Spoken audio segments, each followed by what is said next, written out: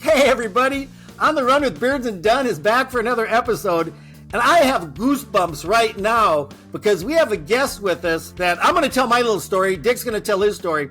We have Rod Dixon from New Zealand, and my story, Rod's a legend. I mean, if I have to explain to you who Rod Dixon is, you might want to go to Wikipedia, type it, do a little research here, but I was a 15-year-old in 1972 and just had started my running career. And my high school coach in South Dakota, Rod has no idea, the middle of the United States, farmland, out in the middle of nowhere, he did subscribe to Track and Field News. And that was our only source of information on track and field on a world-class level. And the 72 Olympics had happened, and Rod Dixon finished third in the 1,500 meters. And I think he was 22 years old at the time. And I just remember what caught my eye, they had a picture of him with his head thrown back, drinking an imaginary bottle of beer. And I think somebody said, "What are you going to do now that you won the bronze medal?" And I think that was kind of Rod Dixon in a nutshell. He was going to go and have some fun. And I just, I always remember that photo, and I liked it because it showed his personality coming through. And then from that, he's a legend of running with. It would have been a four-time Olympian if New Zealand wouldn't have bailed out of the 1980 as the U.S. did with when they boycotted, because he qualified in 72, 76, fourth place in the 5,000 meters, which we'll ask him about that here in a few minutes. 1980 might have been the year. We'll let Rod tell you how good a shape he was in. I'm not sure.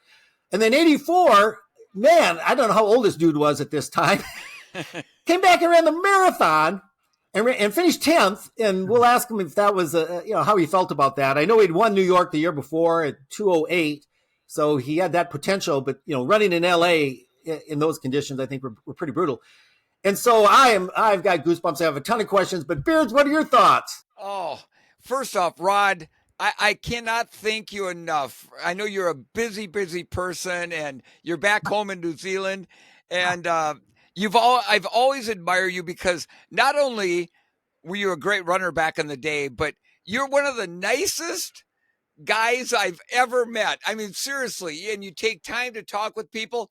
And I think, if I remember right, the first time I ever saw Rod was in an elevator back in the maybe early 80s in New York City. And I got on the elevator, and standing there was Rod Dixon and Johnny Walker. And it's like, holy cow. And I was so intimidated, but, I said hi to the guys. And then I got to a chance to run against Rod in 1982. Rod, you remember the Orange County Classic that Frank Shorter put on? And yes. Frank won it. You got second, and I think I got third on a brutally hot day. And then I've run into Rod over the years from time to time. I think probably the last time Rod was up in British Columbia there, out in Victoria. Wow. Remember that? You were a guest speaker. Yes. Yeah. Yes, and you were there also. And so Rod, listen, Dunn and I cannot thank you enough. And your career, we've had Frank Shorter on, we've had Bill, a number of really top runners, but your running career, from being more of a middle distance runner all the way up to running the marathon in world-class time, there's not many people that have done what you have done, Rod. So, Mike, take it away with some questions for Rod. Wow. Well, we might let Rod speak later. I don't know. We'll see. But when I was thinking what Dick was just talking about, your range, and maybe you can speak to that. You ran a 147 800. I did a little research. A 333 1500, a 353 mile, an 814 2 mile. We don't talk about 3K that much because nobody can figure that out in the United States. But, an 814 2 mile, 1317 for 5K, 2811. I didn't know you had ever ran that fast of a 10K. I don't know if you ran many 10Ks on the track in your career. The other one that blew me away is I didn't realize you ran an 829 steeplechase. And I think I read somewhere they said he never trained for it. He just ran it and figured out jump over these barriers. keep going until you say you're done. And I think the icing on the cake, though, was New York in '83. With that 208. Which to this day, and again, I'm getting goosebumps because I still see that image. And I told Dick last week when we had talked about this, with you had crossed the finish line and went to your knees, and I think you're thanking the good Lord. And behind you, Jeff Smith was sprawled across the finish line. He finished, he got across the finish line, but he was cramping terribly. And I always thought of that wild world of sports, the thrill of victory and the agony of defeat. I mean, that was encapsulated in that one photo. And so I guess I'll start off with, your early days. I read an article about your brother John and how big of an influence. New Zealand, a country of 3 million people. And I started making a list of all of the world-class distance runners, men and women. Ann Audane, Alison Rowe, Lorraine Moeller. I mean, those are just a few of the gals. The men's list, goes back to Jack Lovelock and Peter Snow. I grew up admiring, these runners from New Zealand. John Davis. I mean, these guys were just off the charts. And then two guys named John Walker and Rod Dixon sprung on the scene. And then I have tons of questions, but let's go back to the beginning. How did you get started with running? Whoa! Well, I know. I was wondering when I was there. You have got the whole history there, Mike. It was unbelievable. I love it. I love this stuff. I actually, my first run of any note was when I was 4 years old, and my brother was at elementary school, and of course my mother and we would walk John to school and walk back home, and I figured out how to get out the gate. I just watched. You learn by doing, right? I watched how to get out the gate. So when my mother took her shower, I was off, down, and I got out the gate and I ran down to Stoke School, to see my brother. And Stoke School called my mother and said, Mrs. Dixon, where's your son, Rodney? And she said, oh, he's out in the back in the sandpit playing with the sandpit. She said, no, he's here at Stoke School. So that was about a mile and a half. So I think that was my first run of any note. And then, of course, I figured out very quickly that I love to play cricket and rugby and soccer and basketball. But running was something very, very special. And John, my brother, and I, just as little kids, we'd go to our grandparents and we'd run down to the orchard, or we'd run down to the river and catch whitebait, and we'd do. And so we had to run everywhere. So it was just it's just amazing, really. And my brother joined the running club at 12 years old. Of course, I was only 9, and that's the one thing I wanted to do. And of course, the day I turned 12, I was joining the running club. Yeah. Wow. So, Rod, was your brother John? Was he a pretty talented runner also? Absolutely, he was a guy called Brian Jacobson were the top runners in Nelson, and they were quite an inspiration. And I'll just say that when I was 13 years old, Barry McGee, who was the bronze medalist in the marathon in 1960 in Rome, he came to Nelson and won the New Zealand championships cross country, and we thought he was unbelievable because he was one of the Lydiard men, and so that was pretty inspiring. But no, John was a national champion, cross country champion. Oh he made 2 world cross country teams. I think our disappointment was that he ran 4:1.6 for the mile. He would have been the first brothers to have broken the 4-minute mile, and we just couldn't quite get him down to sub 4. But other than that, he was just amazing. And 71, I went to the World Cross Country, and in San Sebastian, Spain, and I finished 10th. And so I was more of a cross country runner than I was a track runner. And then I came back, and I think that's when John said to me, it might be a good idea for you to look at maybe running for the Olympic trials next year. And I said, really? I said, oh, what? And he said, what event do you think? And I said, well, I want to run the 1500. That's the mile. It's the Right. Jack Lovelock, and Peter Snell, and the sub 4 minute mile. And I said, and by the way, this guy Jim Ryan in the United States, he as a high school runner, he ran a sub 4 minute mile, and so that was just like, and of course all the media people said, why is he even thinking about the 1500? He'd be running the 5,000 or the 10,000. He's a 6-7 mile cross country runner. And John said, well, what do you think? And I said, no, that's what I want to do. And he said, all right, we're 90% of the way there. You've already He said, you'll turn up for your training. You'll go out in the training because you made the decision. We didn't make it for you. And so, and of course, and I hadn't even broken the 4 minute mile at that time. And hadn't even, I think the New Zealanders, Dick Taylor, Dick Quacks, Tony Polhill, and Kevin Ross were the 4 runners who set the World War I relay, and I couldn't even make that team. And that was 71, Wow. 72. Yeah. So then we just set a plan, and away we went. And the first thing was to run a sub 4 mile, which I did in Wellington on a grass track. Wow. And then off we went, and I started going to Wanganui and winning a mile there. And then we went to the I just finished second, just behind Tony Polhill by 1/10 of a second.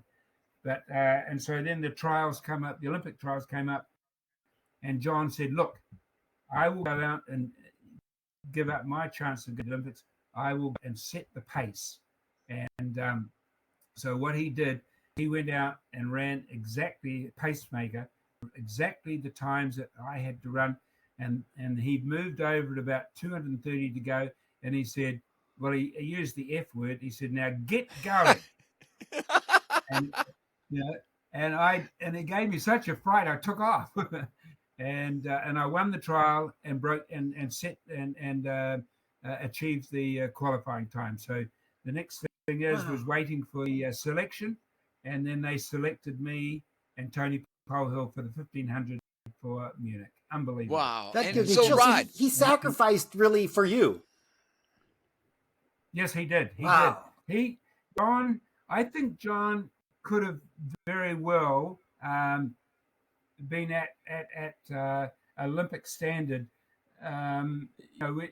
His times after that were always about 5 or 6 seconds off national times. So he was always there, but not quite able to put the icing on the cake. I know what that's like. So, Rod, you went to the Munich Olympics in 1972. Of course, that whole terrorist with the Israelis and stuff like that. What was it like being over there at that time, and then after it kind of ended, and then having to run, a few races after all this happened? What was that like over there at that point? Well, it's absolutely, and I'd say at this point that what went on was just incredible. We, of course, New Zealand, we had to get away fairly early to get adjusted to the time change and the summer, winter, that sort of thing. So we went away and went to the UK and then into Scandinavia and ran Oslo, Stockholm, and then we went to Aarhus in Denmark. And so we had some of those races.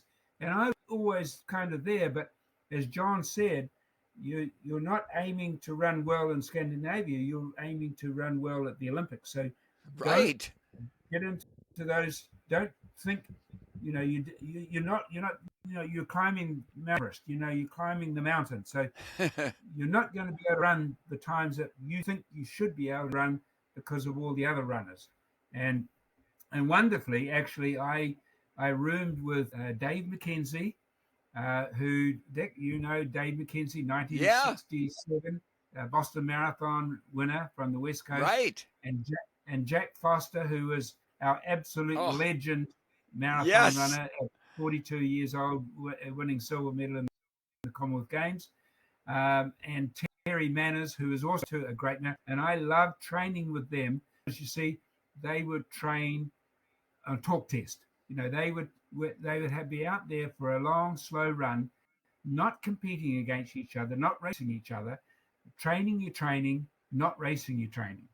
And so, and of course, and they were very specific in how they ate and rested. And I love that. Rather than, trying to, I remember I went down to the track one day and Dave was down there timing me. And he said, from now on, you don't come down with all those other elite athletes are training because you're running way too fast in your training. So I had to go. Everybody was training at 2:00. I had to go down at 4:00. so it wasn't trying to show off, but just do your training. Train your training. Yeah. Yes.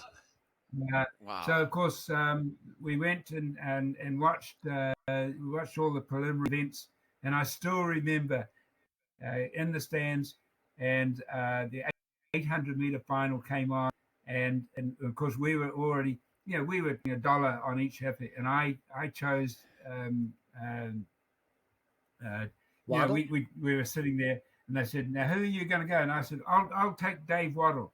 And they go, oh, really? And of course, in the first 200, Dave was about 10, 15 years behind. Right. And they said, well, you've lost your $1, Dixon. And I said, oh my God, I thought he was a lot better than that. And then the next thing is, boy, oh boy, that was unbelievable. Epic race. And then of course, we were there for the 10,000 meter final, and of course we were just overwhelmed by Frank Shorter, finishing 4th in the 10,000, and he was still to run the marathon, and that was pretty amazing. And then of course, the day before the first heat, the Israeli massacre, and it was interesting because New Zealand were right next to the Israeli accommodations, and at about I suppose about 1:00 in the morning, we hear this pop, and I said to Dick Taylor, I said, what do you think that was? And he said, it sounds like somebody's practicing shooting or something. Yeah. And I go, that's kind of weird. So of course, and then the next thing is we're getting a knock on the door of our room, and they said, get your passports, you're out of here. Wow. And so we just ran and did what we were told, and everybody was running down to the main gates in the security area. And then we heard out what was going on with the Israelis and the Black September and all that coming in,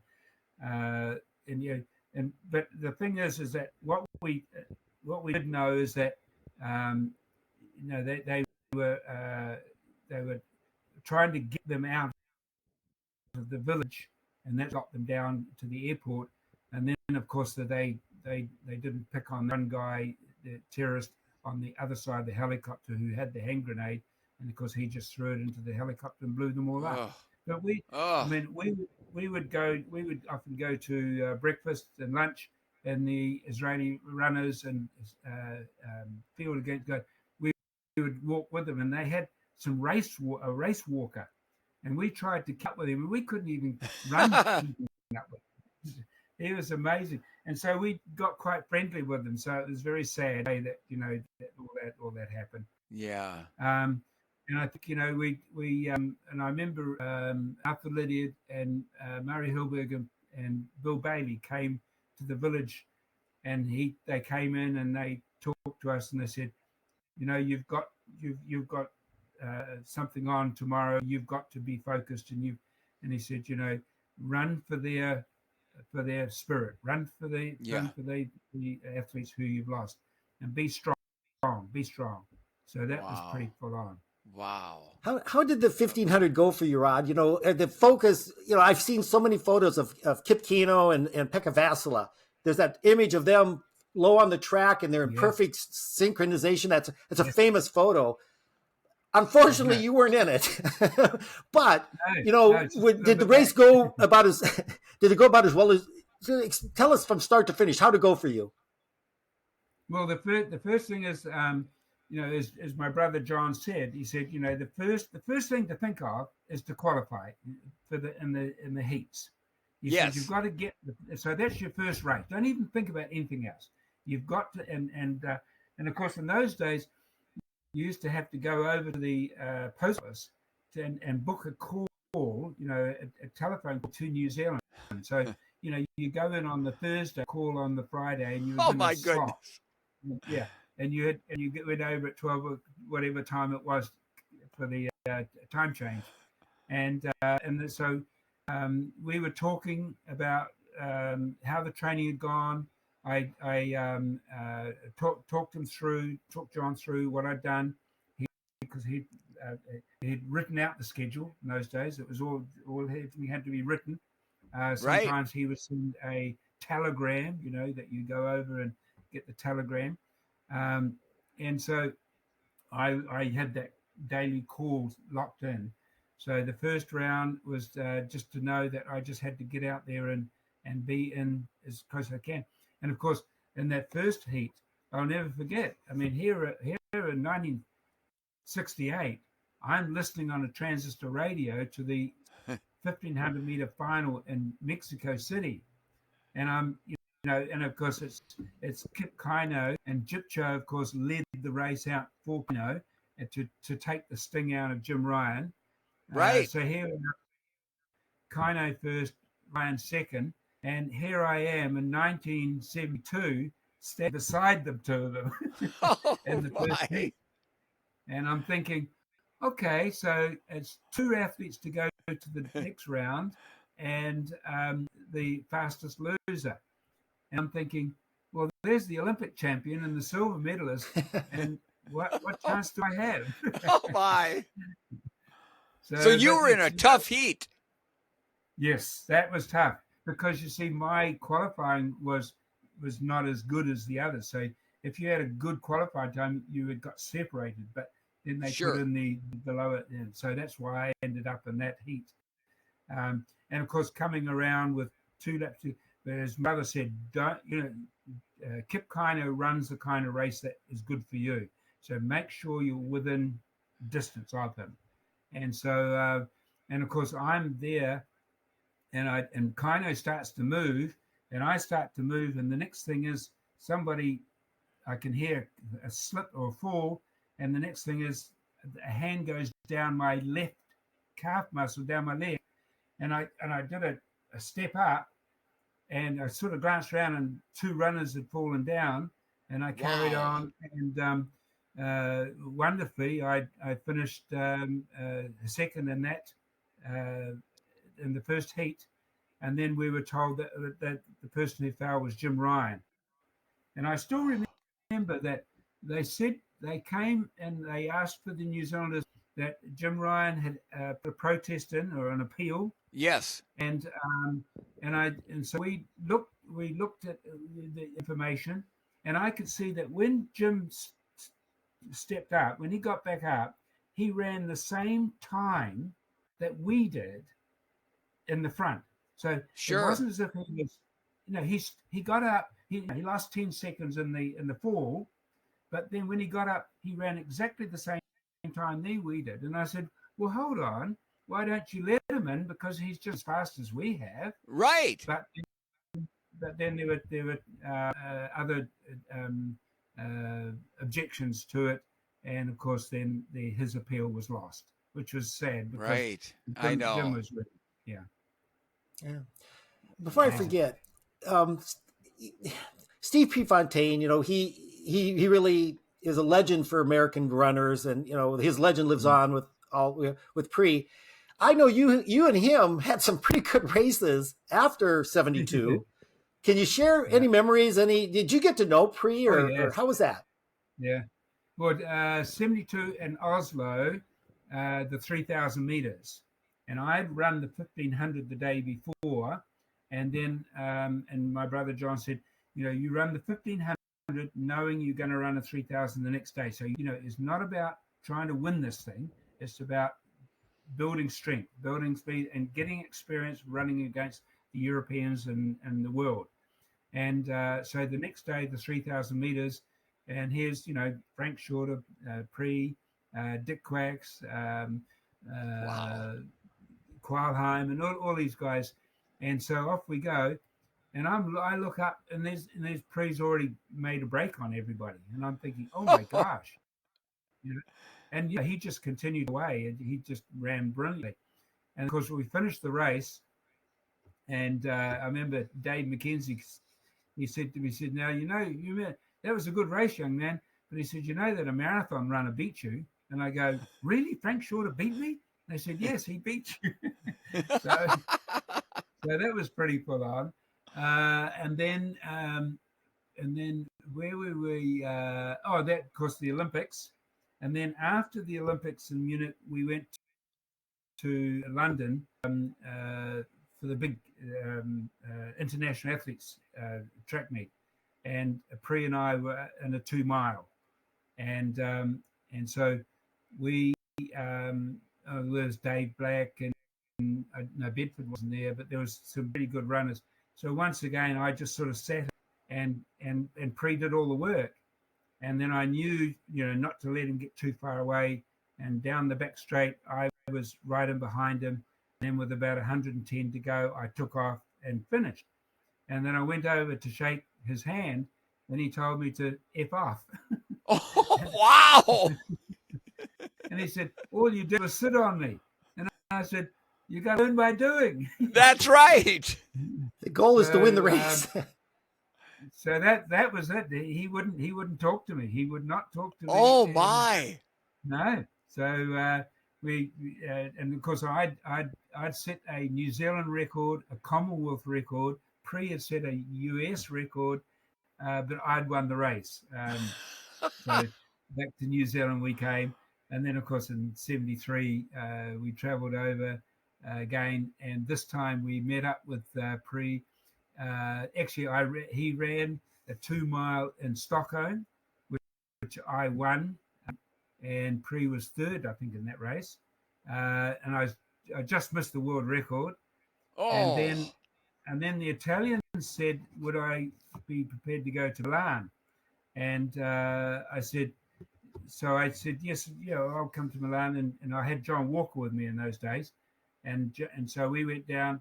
And we walk into the hotel, and there's Ralph Mann and Prefontaine sitting at the having coffee, and so sort of did, he wouldn't talk about it. Wow. And then Yeah. that night I came back from function, and so Ralph came over and he said, look, I know what's going on. You're not talking to him. He's not talking to you. But you come over. Let's have a neutral chair and table, and let's have a beer. And so we went over, sat down, and we had a beer, and then fun. And so we said, okay, I'll tell you what, we can drink all the beer. You're trying to drink me under the table. We're trying to drink all this beer. But I said, at 7:00 in the morning, we're getting down in the lobby and we're going for a run. And we all agreed. So I think we had about 6 pints of beer. And then at 7:00 in the morning, we were up and we were down there. And Walker and I and Pre, off we went for our run. But what Walker and I did is John would lead and he would, set the pace. And I would drop back. And then I would come back up to them again. And then I would take the lead and John would drop back. And so of the day that John and we had 3 surges each. And Pre had 6. Oh wow! So, yeah. So did you kind of become friends with Pre then after that, or? Yeah. Well, I think we had a few more beers that day, and that's. But the next day or the day after, we went over to the track, and Pre had 2 by 1 mile. With minutes recovery trial. So he ran 4:01 for the first one and 3:58 for the second one, and that's when we said, "Wow, And that's when we Wow, said, it's right. yeah, this guy is good. He's ready to go. He's a real deal. So, and from that point on, we came over and ran indoors with him. We did a lot of traveling, a lot of racing, and it just had, in fact, I think at one stage we gave him honorary New Zealand citizenship. Oh, that's pretty cool. That is awesome. He kind of reminded me of a New Zealander with the beer drinking, I think, or something like that. He would fit right in. I got questions, Dick, but I hate jumping ahead of you. Do you have it? No. Mikey, you go. Well, when you mentioned all these the European circuit, I remember Track and Field News. It was the Bible of the sport, let me tell you. And I remember there was an article once, and it said, if this is Tuesday, it must be Belgium. And it was you and John. It was kind of following your guys. And I can't tell you what summer it was, Rod. It might have been 73. It could have been 74. But you guys would go over to Europe, and basically, I don't know where you ever trained. It was, I guess you raced, you were racing 3-4 times a week, it looked like. So these race, and we've had some comments.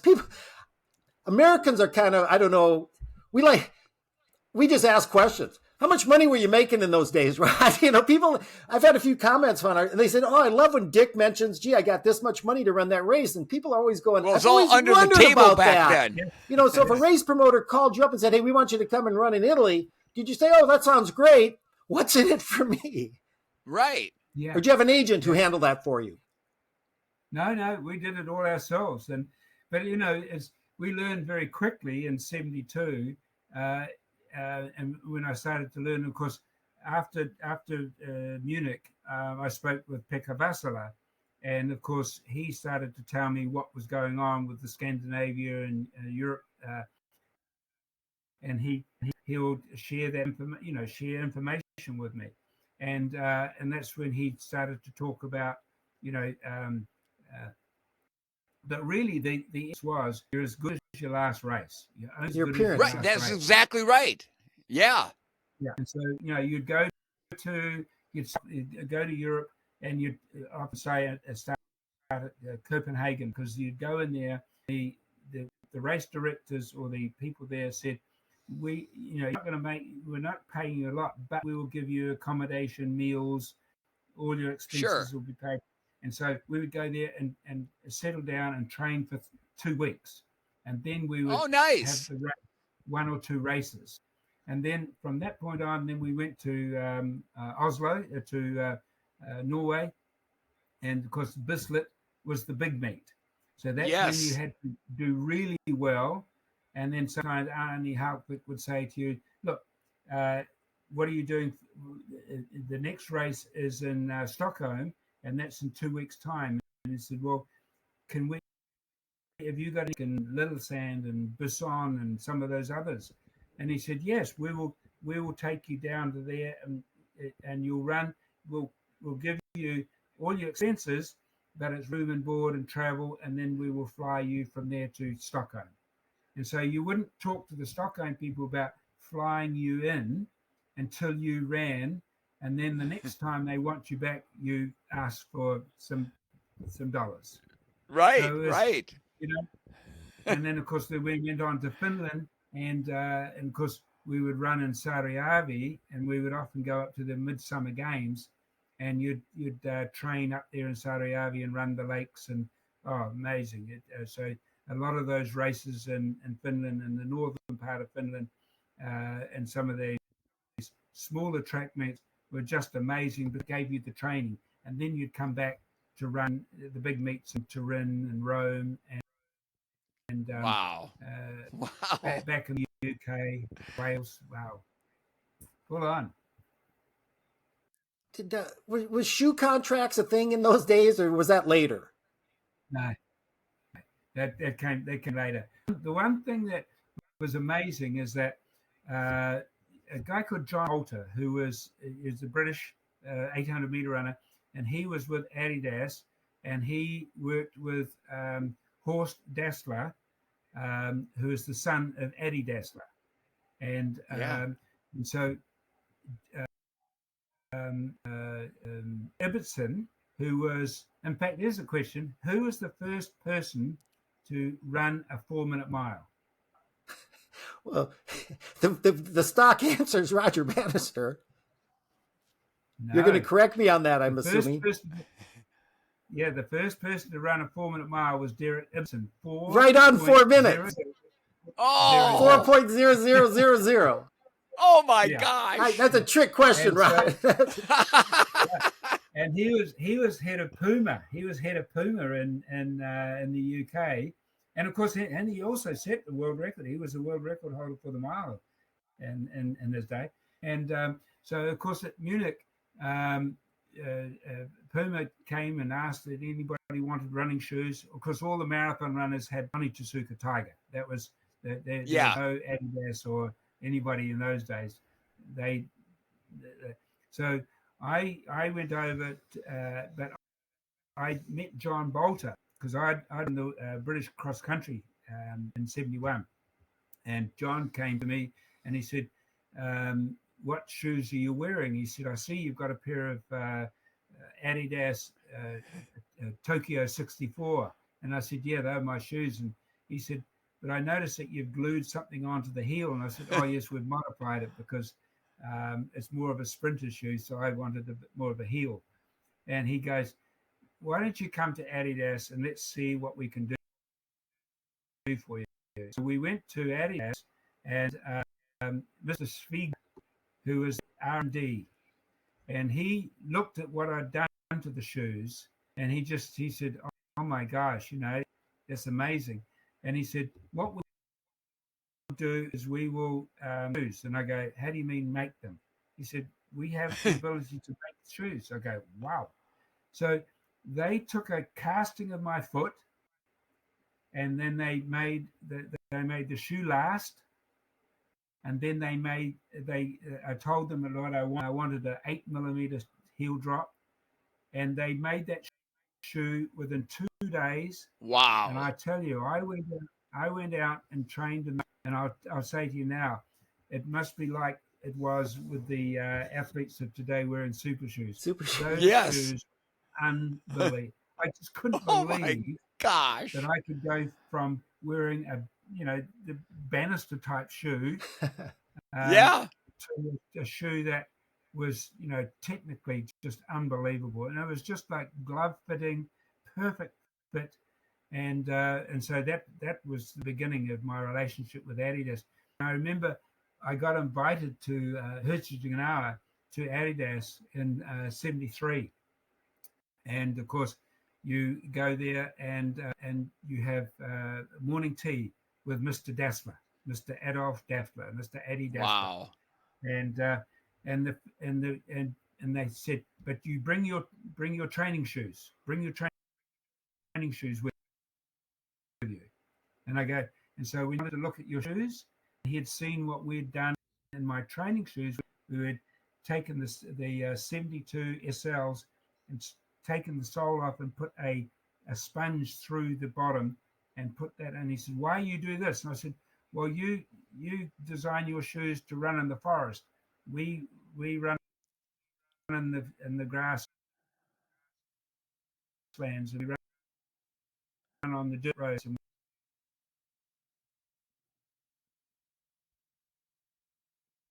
Uh-oh.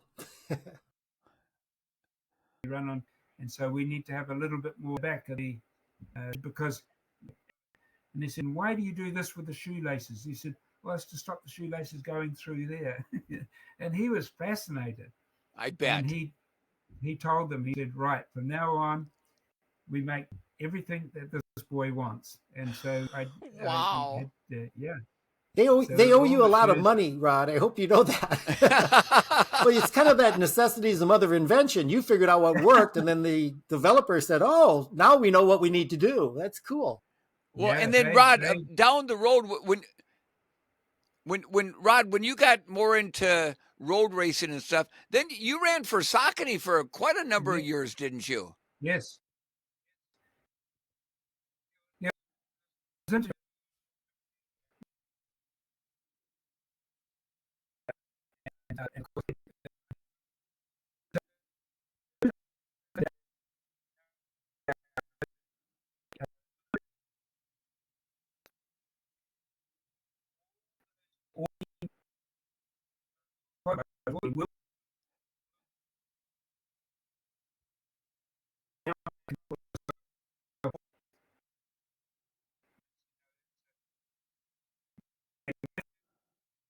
I'm sorry to tell you this, Rod. We're having some technical. Yeah. Kenneth, start that story again with Saucony, because we kind of lost you there for about 15 seconds. Oh, okay. Sorry, I was just talking briefly about. That's all right. Not your fault. The boycott for 1980, and right, yeah. We've now been recognised, and that's the way it should be for all those athletes that are affected by the boycott. They are an Olympian. Absolutely. 100%. Yes. So, and so once again, you see, 72, I was subject to the Israeli massacre. 76, New Zealand was boycotted by the African nations because we played rugby in South Africa. And now here's a boycott for 1980. And I said, wow, what the hell? What's going on? So, yeah. And that's when I said, I'm going to go to road racing. I'm going to try this road racing out. And the guy called Ron Stanko, who was at Villanova University and great friends with Marty LaCour. And he said, why don't you come over and run some road races? And I said, in fact, it actually started because we were on our way to Moscow and we were in Philadelphia running the Jumbo Elliott meet. And that's when New Zealand joined the boycott. So the runners, they were going to go on to Europe. And I said, to hell with it. I'm not going to Europe. And Ron Stanko said, what are you going to do? I said, I'll go back to town next week. And he said, why don't you come up to Pennsylvania? Why don't you come up to Reading, Pennsylvania, and have a few days? And there's a race called the Philadelphia. Was it half? Was it the 20K? It might have been the Pepsi 10K. Ah. Oh, sure. I said, all right, I'll come up and I'll come down and run it. And of course, Bill Rogers came in. Yes, Bill was a big Diet Pepsi guy. Yeah, and he came in, and I'm looking around these guys, and I went out and ran. I only had my training shoes, and I finished third. Gary Finale won it. And wow. Gary Finale won it. Bill Rogers second, and I was third. But I knew straight away, this is me. All I've got to do is I've got to get Addy just to make me some shoes and do this and do that. Well, Addy just did not want to run on the roads. They wanted me to run on the track, and they weren't going to support me. So Ron Stanko said, look, I'll get you some shoes from Brooks because they're in Hanover, Pennsylvania. I'll get you some shoes just to get you going. So they gave me some shoes. The only problem was you had to get 12 pair of shoes to get one good pair. You know, it's like, right. I went that, but then we went to the sporting goods show at the end of the year in New York, and that's when we were going around talking to New Balance and Brooks and Adidas, and then we met this guy John Fisher from Saucony, Spill. And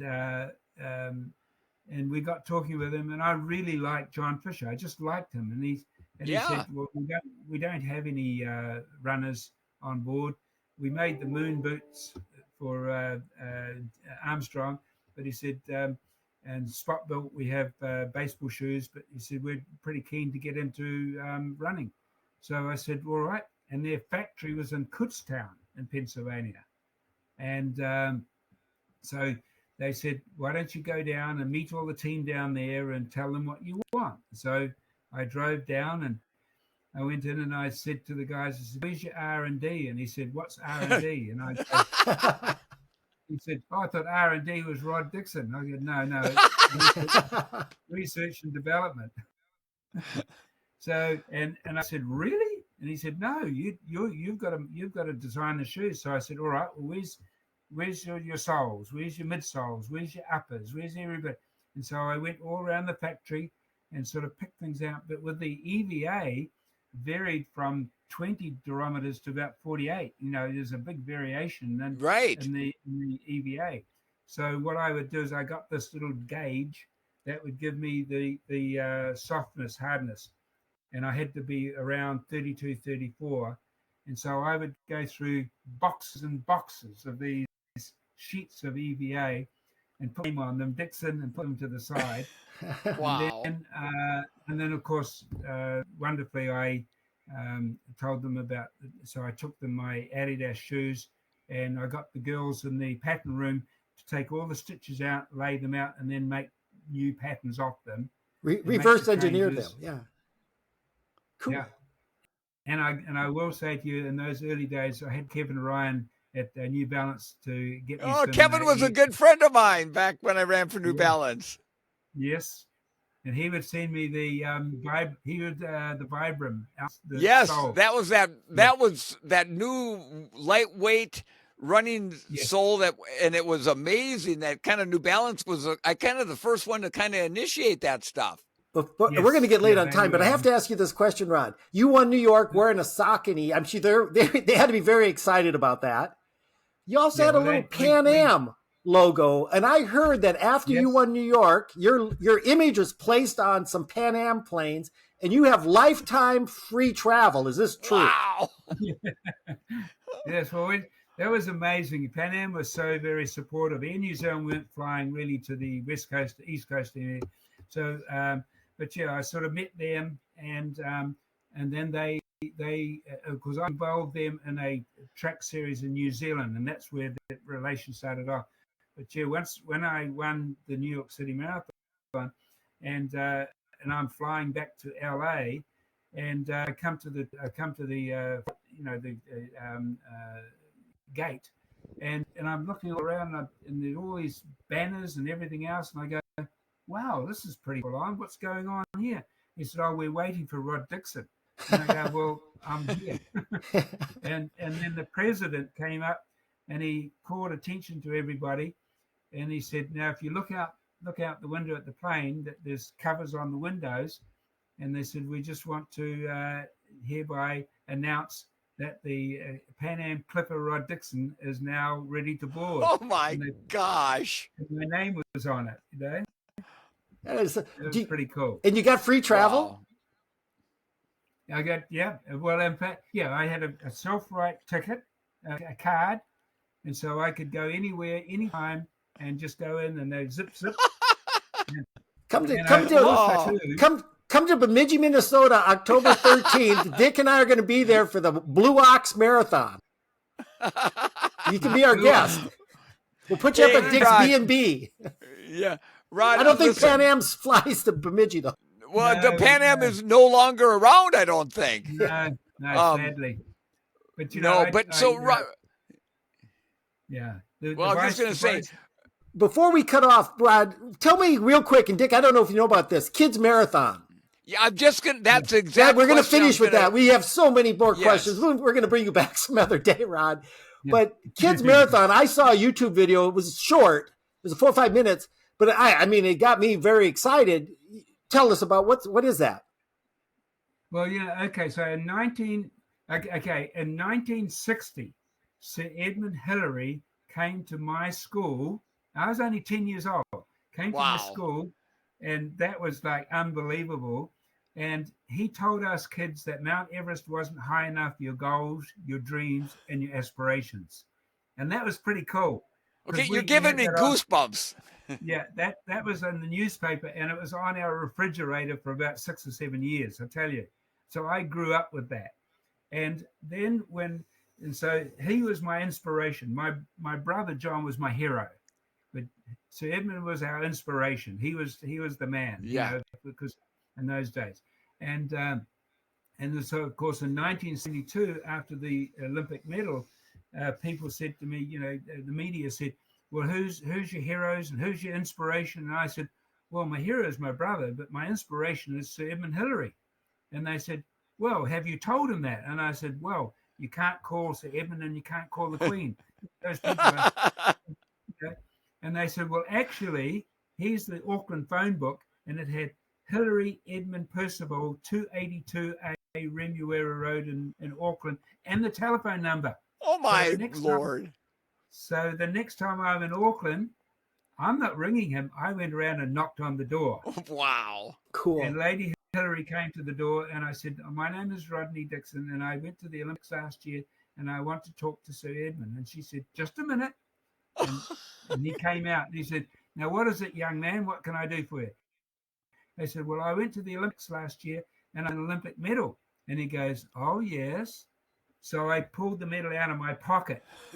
I said, Sir Edmund, this is to support my story. And he held it. And he looked at it. And he said, well, this is fantastic. This is amazing. And I'm very, very proud of you. And I said, well, you are my inspiration, sir. And he said, well, will you inspire the next generation for me? And I said, yes, sir. And so he gave me the medal back and closed the door. I didn't know what to do then. So, of course, any young call their mother and say, what do I do now? She said, let it go. Let it go. Goals and timing. Hold the goal, let go of the timing. Yeah. And so in 1990, I had a chance where I was doing, the school was going to be closed down because the numbers were getting down and the funding, and the kid had to be bused an hour to another school. And I said, they're going to hate school.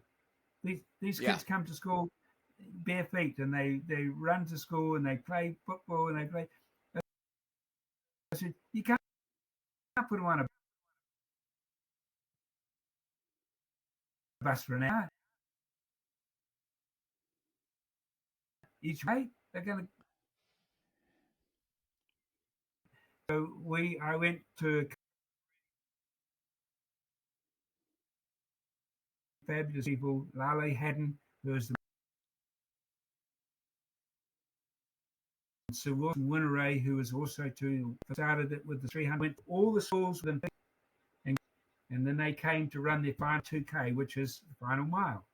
And so that's how it all started in 1990, the Kids Marathon. And then when I came back to the US and I talked to LA Marathon about doing this kids run that we do, and they embraced it. And I went to Los Angeles Unified School District. And the next thing is, and it's still been run, and there's over 30,000 kids a year go through. Wow. So it's pretty cool. And how many states? How many states are you? Is that? I think I read it's like in 7 or 8 states now. You've spread it. Yes, yeah. And COVID really knocked us hard because I focused on all what the low decile 3 schools, and I worked with Jamie Oliver with the school lunch programs. But it all just got hammered. And I must say that I had the privilege of meeting Michelle Obama with her when she had Let's Move. Yeah. And I got invited to Washington to meet her. And of course, I go there and there's like hundreds and hundreds of people. And one of the staff came over and said, we noticed you here, but you haven't gone over to see Michelle yet. I said, she's got about 50 people around her. I said, what am I going to do? Push my way through? I said, I'll as soon as I see that she's free, I'll come over. I'm talking away to some people, and there's a tap on my shoulder. And it's Michelle. She's come to see me. Wow. Well, Rod, listen, we, awesome. You were, I'm almost speechless. And for me to be almost speechless doesn't happen very often. But, and Rod, it's an honor to call you a friend. And Mike and I cannot thank you enough. And for all you've done in your career for the Dixon Kids Marathon, the talent you have and had, but one thing that sticks out so much is that you're of all the great feats you've done in running and other things, you're such a humble, down to earth person, and my wife Jill, anytime she sees you or sees a picture of you, she kind of just melts a little bit. Wait a minute, so does my wife. What's up with that? And Rod, I want to thank you personally as well. If you would have told me as a 15-year-old boy that someday you're going to get to talk to that guy who's got his head thrown back like he's drinking a beer after winning an Olympic medal, I would have said, there is no way, never. I think I'm getting goosebumps again. Never say never. Nothing's impossible. and all you got to do is just get out there and get after it. Yeah. All right. So, absolutely. Yeah. So, and we want to thank everybody that's listening today. And if you have any questions for us or comments about the show, you can contact us directly on our website at beardsanddunpod.com, or you can leave us a comment on our Facebook, Instagram, or X, all at Beards and Dun Pod. And yeah, and of course YouTube. Wow. We're on YouTube too. So if you're hit the subscribe and like. And Rod, thank you again. I'd love to have you back. Maybe down the road a little bit. If you get back to the U.S. and you're in the Midwest. Dick has got the best fishing holes mapped out. And if you want to have a good time, go fishing with that guy. I always love his posts. I watch them all the time. It's just fantastic. But as we say as Arnold would say, I'll be back. All right. Rod, thank you so much, my friend. Have a great day. All right.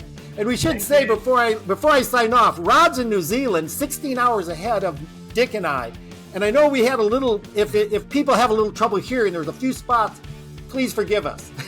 Modern technology, it's still amazing me that we can talk to somebody on the other side of the world and have a great time. Yeah. Thanks, Rod. Thanks, Rod. Bye-bye, buddy.